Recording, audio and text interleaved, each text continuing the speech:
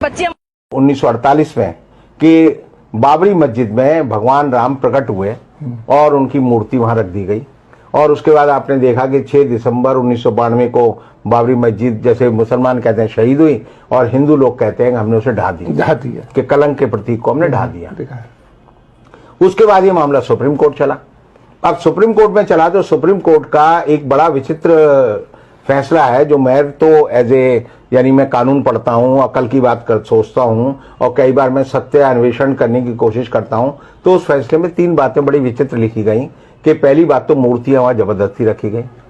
दूसरी ये कि मस्जिद को ढहाना जो है एक आपराधिक कृत्य था, तीसरा यह है कि जो मस्जिद थी उसके नीचे कोई मंदिर नहीं था, और चौथी बात यह है कि जिन लोगों ने मस्जिद ढहाई उनको सजा मिलनी चाहिए। और ये 4 बात कहने के बाद बड़े 5 विद्वान जो न्यायाधीश थे उन्होंने कहा लेकिन यहां पर राम मंदिर बनना चाहिए क्योंकि ये जन आस्था का विषय है। तो इसका मतलब यह है कि सारी बातें जो है सुप्रीम कोर्ट ने जो न्यायिक अपने तराजू पर तोली वो सारी गलत निकली, लेकिन वो भी जो है उनके मन में भी एक तरह से एक हिंदुत्व हावी हो गया और उन्होंने कहा यह मंदिर बनना चाहिए। अब ये सवाल है कि हिंदुओं के बीच में ये मान्यता 70 साल में बैठाई गई है कि भगवान राम जो है जिस जगह पैदा हुए वह वही जगह है जहां बाबरी मस्जिद थी, जबकि आप अयोध्या जाएंगे तो वहां पर 17 ऐसी जगह हैं जहां के मंदिर ये दावा करते हैं कि ये भगवान राम का जन्म स्थल है। मैं और बहुत सारे लोग जो अकल की बात सोचते हैं वो हमेशा कहते हैं कि राम जो थे कौन थे? राम दशरथ के बेटा थे। दशरथ कौन थे? दशरथ राजा थे। राजा का बेटा कहाँ पैदा हुआ? महल में पैदा हुआ। तो महल कहाँ था? जहाँ राम पैदा हुए वो महल होना चाहिए। अब उस महल को ढूंढने के लिए ही जो है बाबरी मस्जिद ढहाने का मामला किया गया, और जब उस जगह को अब मंदिर बनाने की बात शुरू की गई बड़े जोर शोर से, तो पता चल रहा है कि मंदिर की जो जमीन है उसके 200 फीट नीचे जो है रेत है और रेत के नीचे सरयू बह रही है। इसका मतलब जो है अगर हम ये माने कि 5000 साल, क्योंकि मानवीय सभ्यता का इतिहास ये बताता है मोहनजोदड़ो और हड़प्पा की सभ्यता के बाद कि आदमी ने सबसे पहले मकान बनाना जो है मोहनजोदड़ो और हड़प्पा में सीखा, और उसी के प्रमाण और अवशेष हमें मिलते हैं। तो 5000 साल पहले वहां पर मंदिर हो सकता है या महल हो सकता है या नहीं हो सकता, ये इस बात को सिद्ध करता है कि जब मंदिर की खुदाई की गई तो वहां पर रेत मिली और रेत के नीचे जो है सरयू नदी मिली।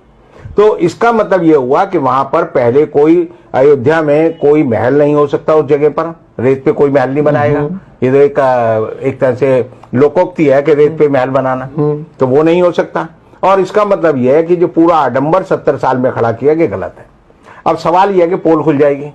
आपने जो कहा और मैं भी मानता हूं कि जब भी कोई मंदिर बनता है, मस्जिद बनती है, कोई गुरुद्वारा बनता है तो कार सेवा करते हैं लोग, उसमें सहयोग करते हैं, ईंट दर ईंट जो रखी जाती है जनता के सामने और जनता लगाती है। अब जो है यूपी सरकार ने और राम मंदिर राम जन्मभूमि जो निर्माण न्यास है वो कह रहा है जी इसको गुप्त रखा जाए, इसमें जो है किसी को आने की इजाजत ना हो, कोई आकर यहाँ पर ये ना देखे ये निर्माण कैसे हो रहा है, कोई आकर ये ना देखे किन मशीनों का इस्तेमाल हो रहा है, कोई आकर ये ना देखे किस सामग्री का इस्तेमाल हो रहा है। इसका मतलब अयोध्या के नाम पर जो ईंटें जो है हमने लोगों से इन्होंने इकट्ठी की थी 1 रुपया और 1 ईंट, वो एक फ्रॉड था। और दूसरी बात यह है कि ये ऐसा क्यों किया जा रहा है? ऐसा ये किया जा रहा है कि जब 5 अगस्त को मोदी जी ने वहां पर आधारशिला रखी,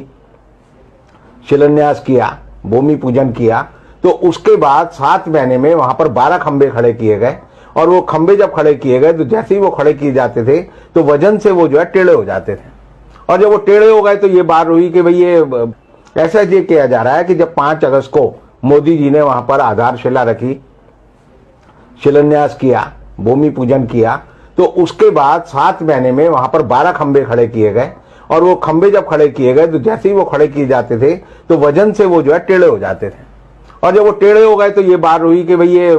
खड़े क्यों नहीं हो रहे। तो जब खुदाई की गई तो भूगर्भ वैज्ञानिक जिसे हम बोलते हैं उन्होंने बताया कि भाई नीचे तो जो है रेत है और रेत के नीचे सरयू नदी बह रही है। तो इसका एक प्रमाण ये है कि वहां पर कोई महल नहीं था, वहां पर कोई मंदिर नहीं था, वहां पर कोई स्थायी ढांचा नहीं था, और इस बात को छिपाने के लिए ये अब कह रहे हैं कि हम इसकी सारी बाउंड्री करेंगे और ऐसे बनाएंगे जैसे यहां पर परमाणु बम बन रहा हो, कोई राम मंदिर ना बन रहा हो, क्योंकि बड़ी गुप्त रखने वाली बात है। अब ये गुप्त रखने वाली बात जो है भाजपा के गले में और ये जो हिंदू महासभा है उसके गले में और ये जो ट्रस्ट के लोग हैं इनके गले में और आरएसएस के गले में एक पत्थर की तरह लटक गई है कि हम जो है किसी को घुसने नहीं देंगे, बताएंगे नहीं, क्योंकि अब ये जो है हिंदुस्तान के वैज्ञानिकों से और हिंदुस्तान की निर्माण कंपनियों की जगह जो है विदेशी कंपनियों का सहयोग लेकर एक ऐसा मंदिर बनाएंगे जो कि नदी पे बहता हुआ मंदिर हो या नदी की बालू पे बना हुआ मंदिर हो, और इसलिए उसको छिपाने के लिए कि ये जो है राम के नाम पे तो पत्थर तैर जाते थे।